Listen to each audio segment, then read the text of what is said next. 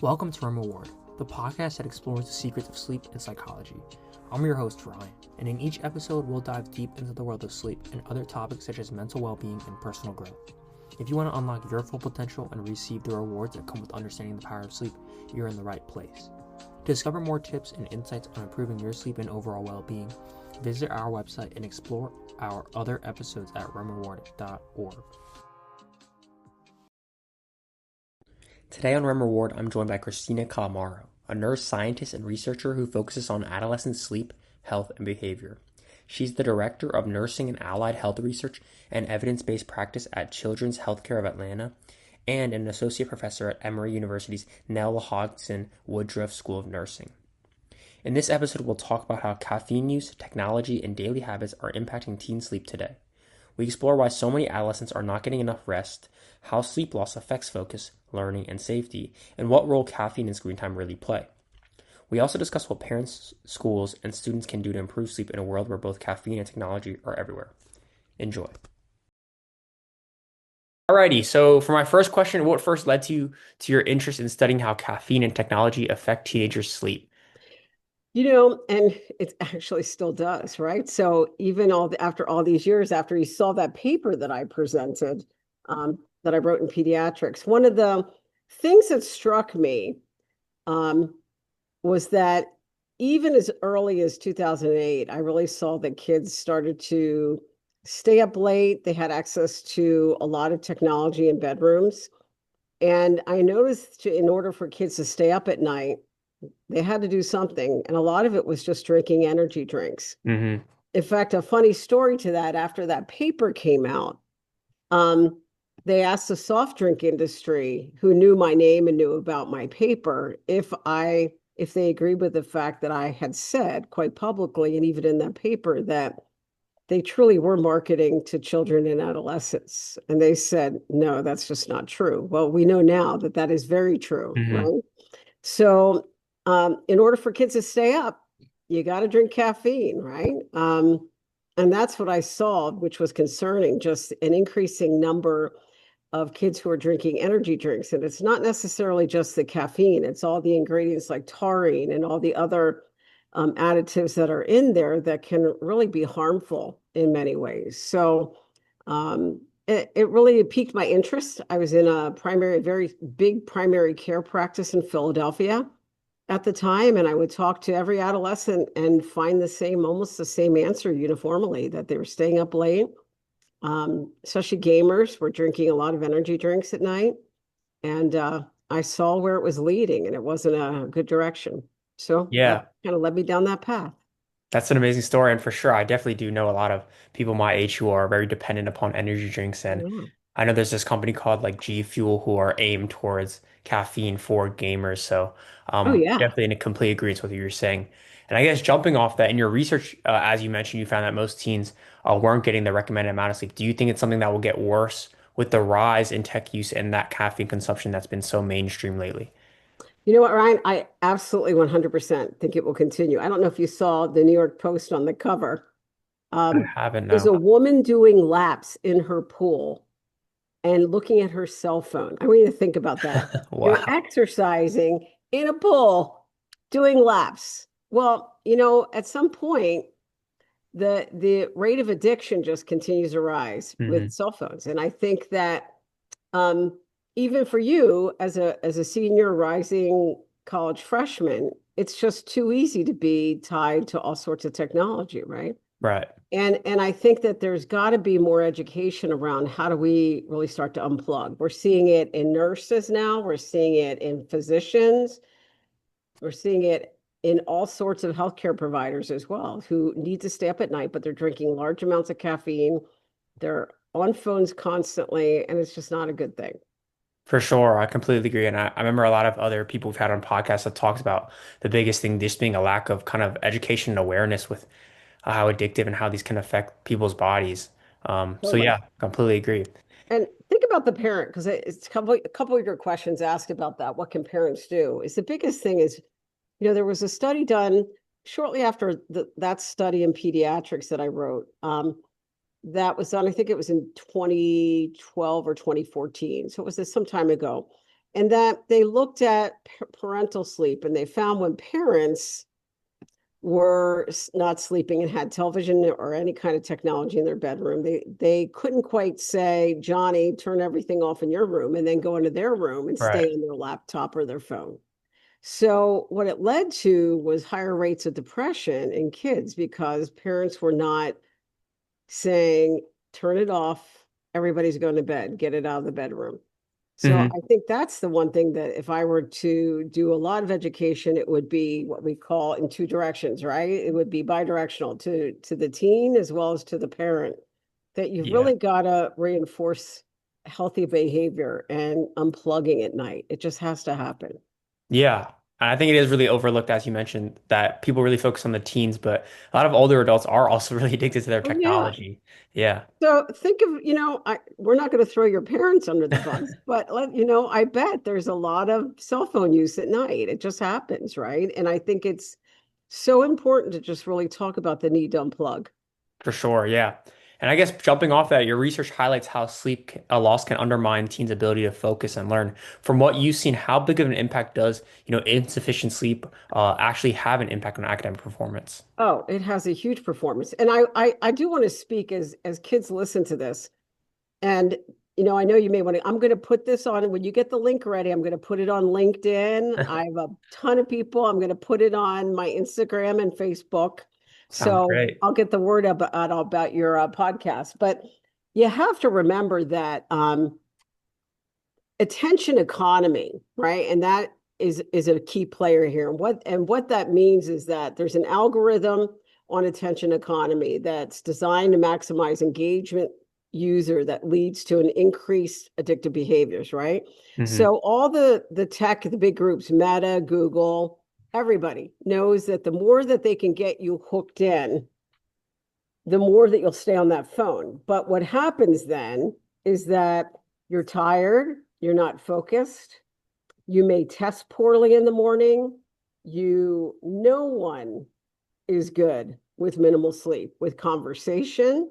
So at times social isolation can occur as, believe it or not, is as kids are on their phone more, they tend to have a harder time with social interaction.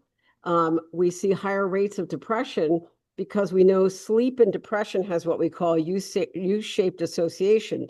People who sleep a lot, people who sleep a little have higher rates of depression. So clearly, if you're not sleeping a lot and you're up at night on your phone, then your rate of depression just starts to rise dramatically. Yeah. And jumping off that, when people, I guess as you mentioned, a lot of people when they do get bad sleep really feel those effects they can have on their social, mental, academic performance, and a lot of them go towards things like caffeine. And in your study, you talked about how adolescents are consuming very high amounts of caffeine. I was just curious, were you really surprised by those numbers, or were those kind of Oh, expected? I had one a follow-up study, and I can send it to you that we published. We looked at rates of caffeine, and the rates continue to just be just high. One participant in particular was drinking 1,200 milligrams a day. I think he'd have 3 to 4 monsters. So think about that, and plus other things as well. So not only is it again, it's all the caffeine, but it's all the additives Mm, that come with this. So some of the things I'm seeing now is a great replace, not great, but kids are accessing Zen, as you're mm, aware, probably. yep. Um, Utilizing vape to have some kind of caffeine hit with nicotine. All those other things that are even replacing energy drinks are coming into play. And that's really, Zin's pretty addictive. That's quite For problematic, but it sure. gives people the bump in energy that they're looking for. But it's still nicotine and it still has an effect on you. And if you're taking it late, it will have an effect on your sleep. Yeah, I think a lot of, younger teens and I guess people in general really do just go towards anything they can to like kind of get that feeling of that hit as you mentioned. So it is Oh, such a yeah. shame. So that's why it is so important to be educated about technology, get that good sleep. So I'm Um, curious, in your school district, what time do you guys have to be in school? yeah, we just I think this is the third year we've had later start times. We used to have to go to school Okay. at 7:45, but now we switched it to 8:20, which is a little better, yeah. So do you have you talked to teens? Will they stay up later then, since they know they don't have to be in later, or will people actually get sleep? I think it's a mix of both of like people are aware they're be able to wake up a little later and they don't feel as stressed and they don't feel stressed to go to sleep as early so they can get their work done. But I don't think people are like forcefully pushing themselves to stay up later just because they know they're waking up later. I think it's a healthy balance. I think it works really well from the teens I've talked to. Yep, the studies have shown it really is a beneficial Yeah, for thing sure. to do. So I know a Yeah. lot of school districts here where I live, definitely all the school districts are later, which is a good Yeah. thing. I've only seen positive from it, so I'm really happy about the change. Yeah. Yeah. And I guess moving on, one of the challenges you mentioned is figuring out what exactly disrupts sleep. We've talked about caffeine. Could it be the caffeine itself, the screen time, the stimulation, or just staying up too late? In your opinion, what's the biggest cause of sleep disruption? See, that's a tough one because there's so many competing factors, Yeah. right? So think about this. If you've had a bad day and you're anxious, right? And then you stay up longer because you had a really bad day or Hmm. somebody was not very nice to you at school and it just stressed you out. Um, what happens then? You're fitful in your sleep, you're restless, you get up, you need caffeine to stay awake. Right. You decide you're going to go online or you're going to do some gaming, and it's a vicious cycle, right? So there's a multitude of factors that can play into that. I think the fact that people stay up is first and foremost the one thing that needs to be corrected, right? Hmm. We know where our melatonin really starts to be secreted between 9 and 10 or 9 to 11. What happens is we're pushing back all our biotransmitters, meaning that it's allowing us to stay up later, but it's just not a healthy thing because you still have to get up in the morning, right? Right. You add caffeine to the mix, you add a stimulant like nicotine, you add more screen time, which wakes the retina up and says it's light out, right? And it's just that vicious cycle, and you're chasing your tail to get more sleep. So I think the first thing anyone should really do is turn everything off, and it should be out of the bedroom, period. And in fact, Hmm. I just heard, I think it was Australia, is planning on banning, I think, social media for all teenagers under the age of 15 or 16. Wow. So I think some of those steps, and I don't know how I feel about that, but can you imagine some of the people in your class might have a heart attack if they hear Yeah. that. but but really it's turning everything off at least an hour before bedtime, minimally. And I Yeah. think starting with that helps. I think that's an easier said than done step, but it's definitely possible. Yeah. And I think it would definitely dramatically impact your sleep and hopefully make you feel better in the long run. And I bet, Ryan, when you've had people on, we're all saying the same thing, right?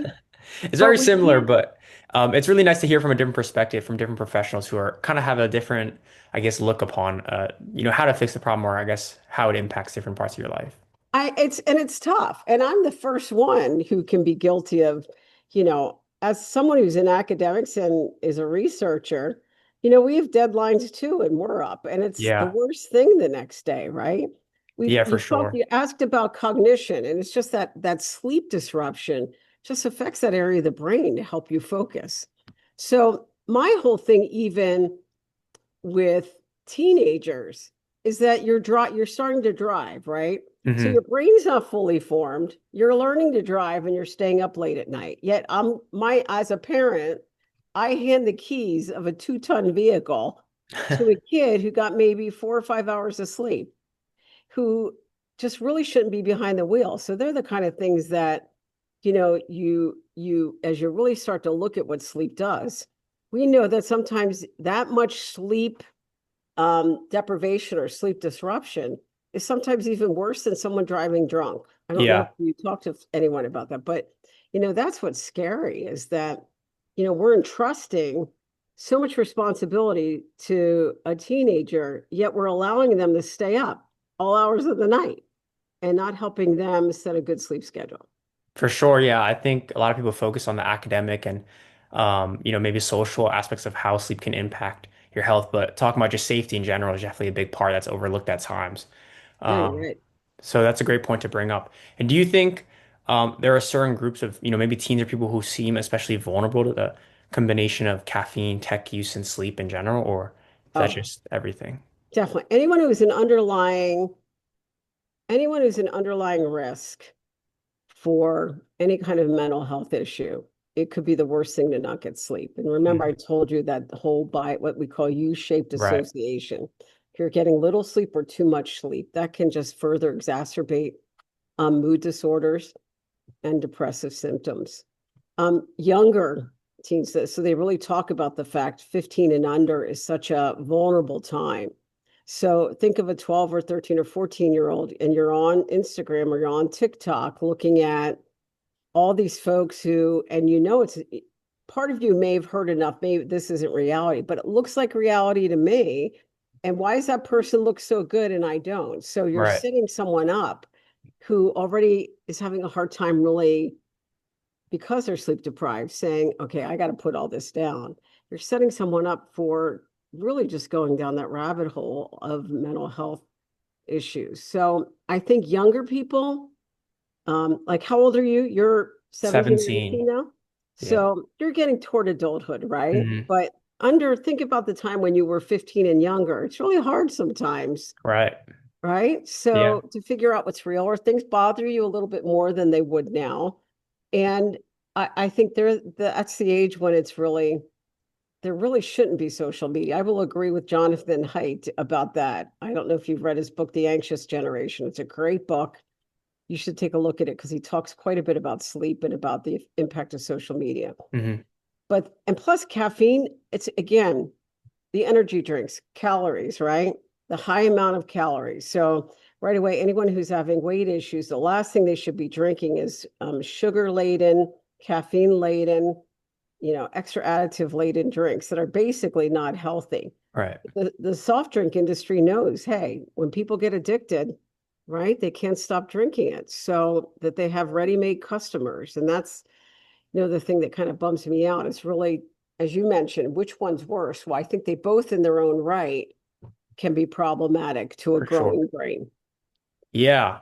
And I was just curious from your standpoint, what are your thoughts on just like, do you think teen usage of caffeine is just not a good thing in general, or like things like black coffee? I know some of my friends consume that. Like, is it just energy drinks and the additives that are so, detrimental to health and or is it also, just caffeine in general for the teen body? Oh no, I think I think caffeine's okay. I really do. Here's the problem. When I'm going to Starbucks, right? And I'm in line after everybody who's out of school, Hmm. they're not ordering black coffee. Yeah, I know. Okay. They're ordering the caramel Yeah, macchiato frap with extra whip, and you're up to 1,000 calories, right? right, So I think the problem is it's everything that comes into play when you drink caffeine. I don't know very many teens who are drinking black coffee or yeah, drinking just plain coffee with cream right. and sugar. But I want you to think too, think of the 5 minute, what is it, the 5 hour energy drink, Yeah, yeah, yeah. I know what right? you're talking about. It's Yeah, a shot, right? So you're yeah, taking a shot versus when I drink a cup of coffee, it's hot. I kind of drink it slowly over an hour. So that, 200 milligrams of caffeine, it takes me over an hour to drink that, sometimes two, right? Now, thank God for Yetis because I can keep it hot longer, right? right, But that's not the case with a lot of these other energy drinks, right? You're downing them to get the effect quickly. right, So it's a big punch of caffeine. So your heart rate goes up, your blood pressure goes up, all the other additives can affect the cells of your body. So all the sugar, because sugar and caffeine really target that area of addiction in the brain, so it's a huge push to that area of the brain. So that's kind of why I've always said energy drinks were created for one thing, for gamers mhm, to stay up and for people to stay up at night. Whereas, if you need some caffeine for energy, it's a great thing. Get a cup of coffee, but try to keep your caffeine intake by 12 o'clock, 2 o'clock at the very latest, right. but definitely by 12 o'clock in the Yeah. afternoon.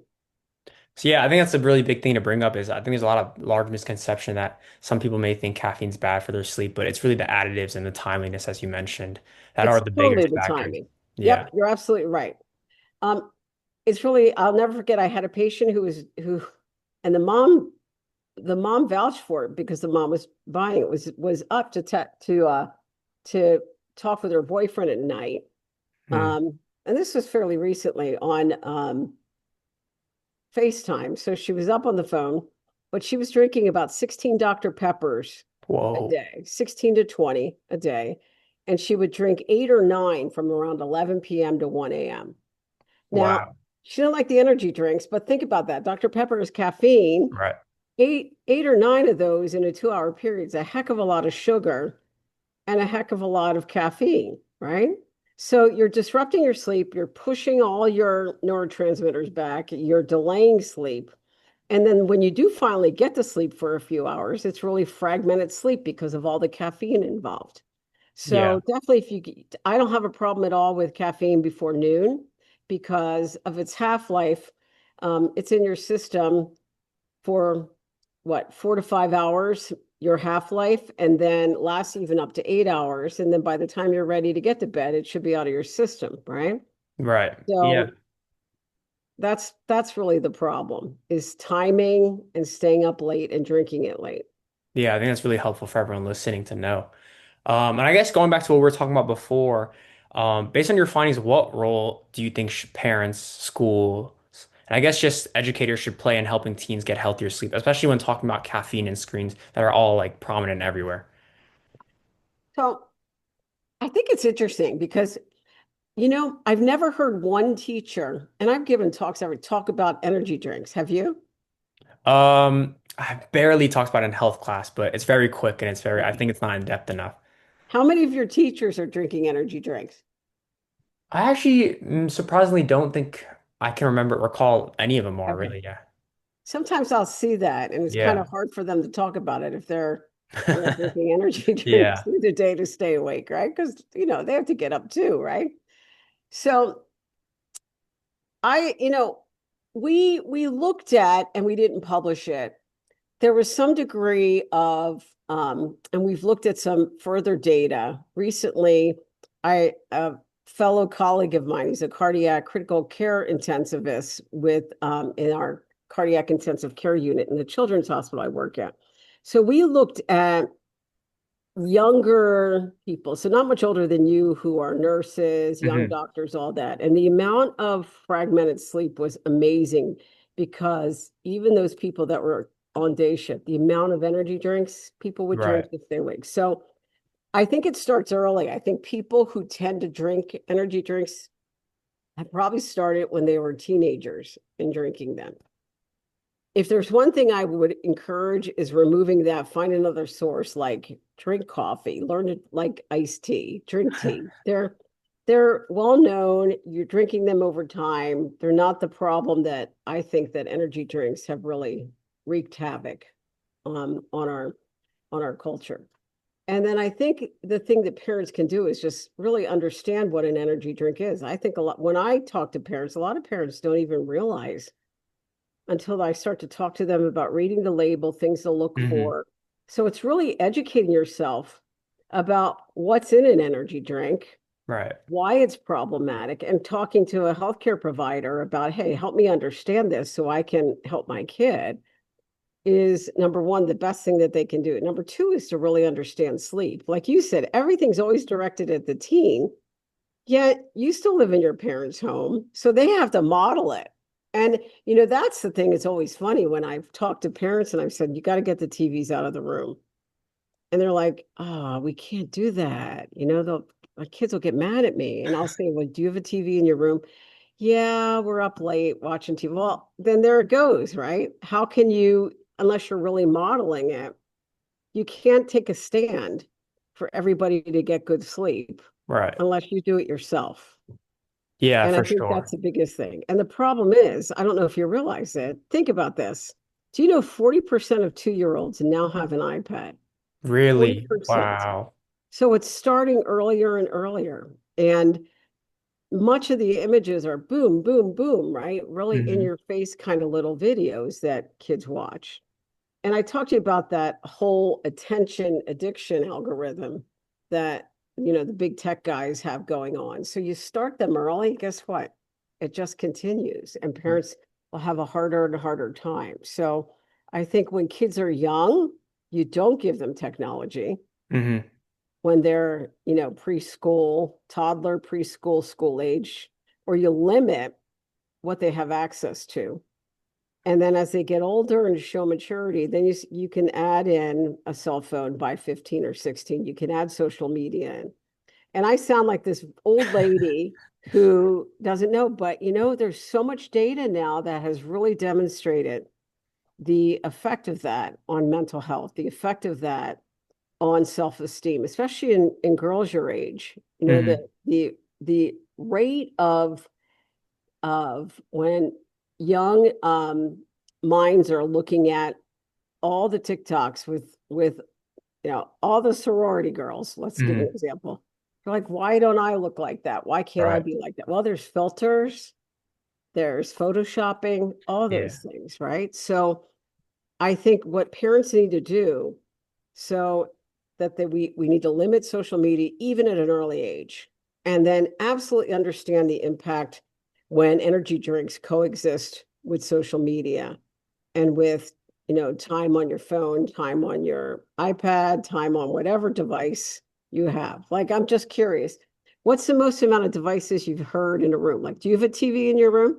I do not. Good for you. Look at that. You're practicing what you preach, Ryan. That's Yes, yes. great. I try to get some good sleep, so I do try to Okay. follow everything I learn about. So try to limit technology before sleep as well. Yeah.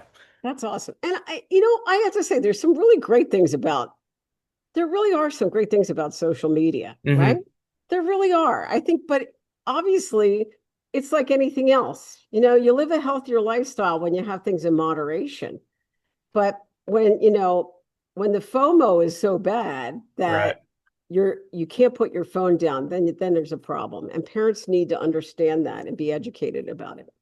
Yeah, I really think that is a really great point you bring up. A lot of times people are so wrapped in their social media and kind of staying in touch with technology because of that FOMO or kind of like missing out what's going on. So that's really a great point you bring up. And it's really unfortunate how technology has taken over a lot of lives and impacted their health. And as you mentioned, ways like sleep Oh, and I stuff like that. totally think so. You're absolutely right. Yeah. It's really interesting. My son, who had Instagram, TikTok, now that he's a medical student, gone. He just shut it off. Doesn't even have time for it. So Yeah. he as someone who's early 20s, he recognizes this is just not helpful. Yeah. That's good for him to hear. Yeah. Yeah. I'm really happy to hear that. It's good. Yeah. Yeah. Well, for my last question, I think you really touched upon it, but if you could leave teens and their parents with one key message, I guess, about balancing caffeine, technology, and sleep, what would it be? I guess just for everyone to take away like a big thing from this podcast. What would it be? Early, stop stop with all the technology. If you have younger siblings, right, like Ryan, you can tell people that they need to stop Hmm. early, For sure. where it's more manageable, right? And really set that stage. Don't buy, somebody's buying the energy drinks, right? Right. And there is health policy. Like, why aren't there strict guidelines at grocery stores, Hmm. or like their QTs here? I don't know if you know what a QT is, or Wawa, or any of Oh, those yes, stores, yes. right? They should have a real clear cut. If you're under 18, you don't get energy drinks. Right. So um we don't card for that. We card for cigarettes and alcohol, and that's Yeah. unfortunate because energy drinks can be almost as detrimental. Hmm. So I think that parents, the biggest take home message from this is that I really think parents really need to take the time to truly educate themselves. Go to the healthcare provider, go to key websites that really are reliable. As you know, Dr. Google can be pretty scary, right? And tell you a lot of stuff that isn't true. So I think talking to the healthcare provider to where you take your child is so important to find out what are some good resources that I can take advantage of. Yeah, that's really amazing. Well, again, thank you so much for being on this podcast. I'll definitely make sure to link everything about you and what we mentioned down below. I'm really grateful to have you, and I'm sure everyone listening is just as grateful as I am. So thank you again. You're welcome, Ryan. Thank you for tuning into the Remember Word podcast. Before you go, we'd appreciate your support by subscribing, liking, and leaving your thoughts in the comments. Stay tuned for our next podcast, where we will be joined by a special guest speaker to explore even more about the fascinating world of sleep and psychology.